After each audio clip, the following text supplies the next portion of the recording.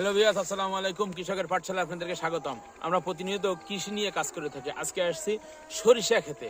আসলে সরিষা খেতে এখন সিজন শুরু হয়ে গেছে। এই ক্ষেতটা ছিল আগাম সরিষা। এই আগাম সরিষায় আমাদের যে কৃষক ভাই ফোন দিয়েছিল, আমি আসতে একটু দেরি হয়ে গেছে।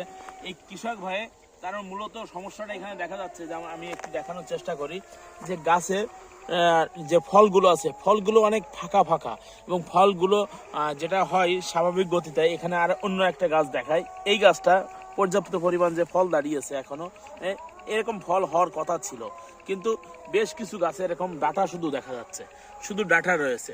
এটা হওয়ার কারণে পিছনে যে গাছের আমাদের যে জাত, এই জাতের উপরে ভেরি করে।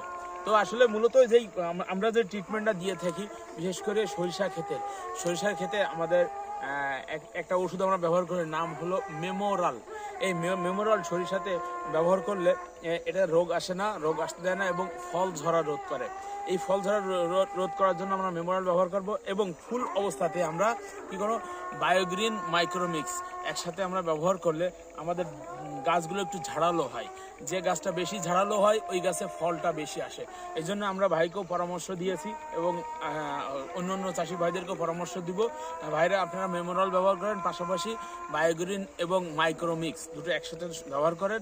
আশা রাখি আমাদের সরিষার ফলন বৃদ্ধি হবে। সকলকে ধন্যবাদ, সবাই ভালো থাকেন, কৃষকের পাঠশালার সাথে থাকেন। আল্লাহ হাফেজ।